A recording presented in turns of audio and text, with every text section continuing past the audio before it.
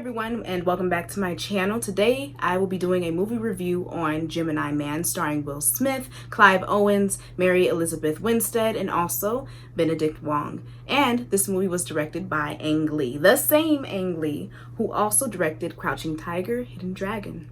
Pretty amazing stuff.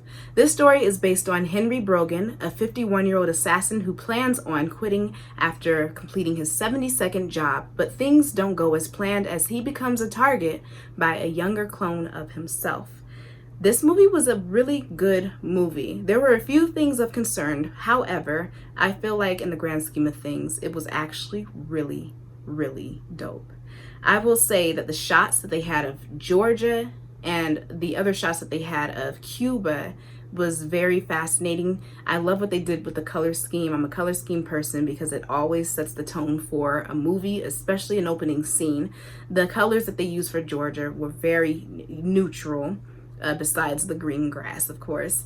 And as they sort of ventured off and journeyed towards Cuba, the colors were more brighter and definitely embodied Cuban culture. However, they did not allow the culture to overshadow the story itself, as well as the characters and their performances. The culture was seen mostly in the background, or as a background. I could definitely appreciate that.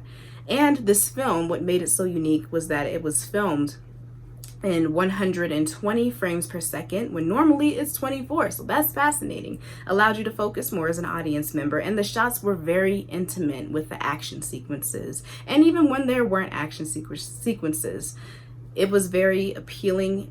You felt like you were in the story. You felt like you were truly in the war zone within the action sequences. And the way that Will Smith handled the gun handling all around was just amazing. You would have thought that he was a pro.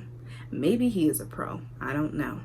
I love what he did with Henry Brogan and Jr. and the distinction between those two characters. Now, I will say that going into the movie, I was a bit concerned with how he would portray Jr. I felt as though we've only seen Will Smith, at least in his 20s, as a young Fresh Prince from Fresh Prince of Bel-Air. And my worry was that he would not really know how to, which shame on me, but I felt like he would have certain characteristics and qualities that sort of embodied that young Will Smith from Philly, Fresh Prince basically. And boy, was I wrong. He was able to give this character a different sort of story, a different tone. This character was a clone, but yet and still he was still a human being, just without a story that seemed human or seemed to make him human. But you were able to relate to him on so many different levels emotionally. And another thing I must admit, not only for Junior, but also Henry Brogan, the way that Will Smith portrayed him, it felt as if you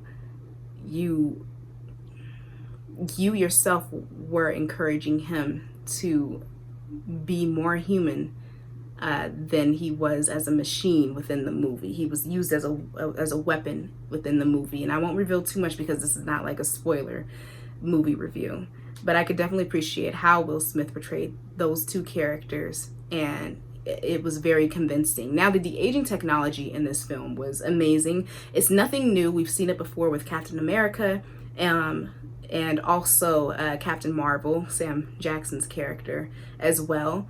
There were really good moments where it was convincing within this film in particular. However, I will say with the daylight shots and then also some of the shots towards the end, it wasn't as convincing. It's as if it faded, or you could just see how obvious it was that, yeah, it was there.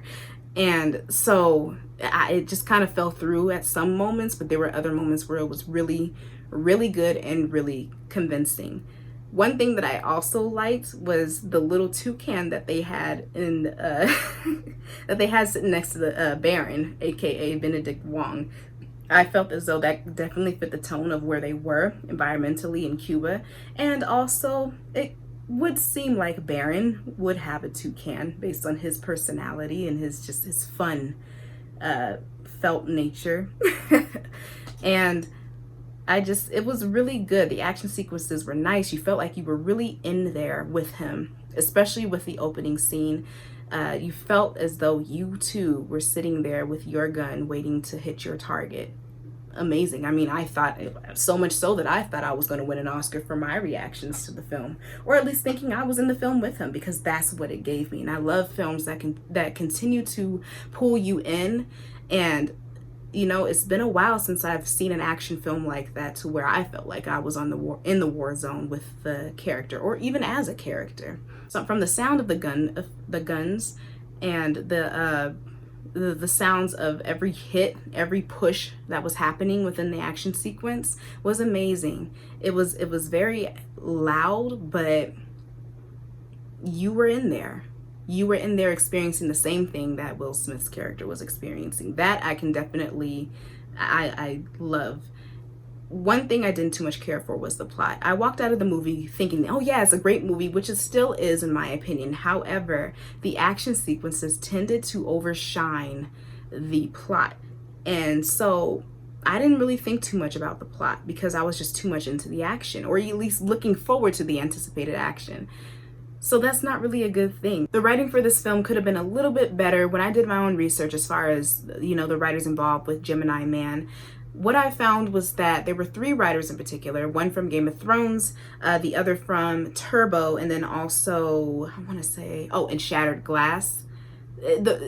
That's how you knew the writing was kind of all over the place. You had one who did, you know, phenomenally with Game of Thrones, because Game of Thrones, and then the other one was, you know, specialized with animated, wrote for more animated films. It just, I don't know how that pairing came about, but it could definitely, you could definitely see it when you watch the film, that it kind of lacked a little bit, unfortunately. But again, we've seen this before, the whole cloning thing in the early 2000 movies and, you know, late 90s movies. And this script was also going around, I think it was in 1997. This script has been around for years, and it's been rewritten over and over again. They just didn't know what to do with it, because they didn't have the technology that they needed to really give the sort of feel and the action that they needed.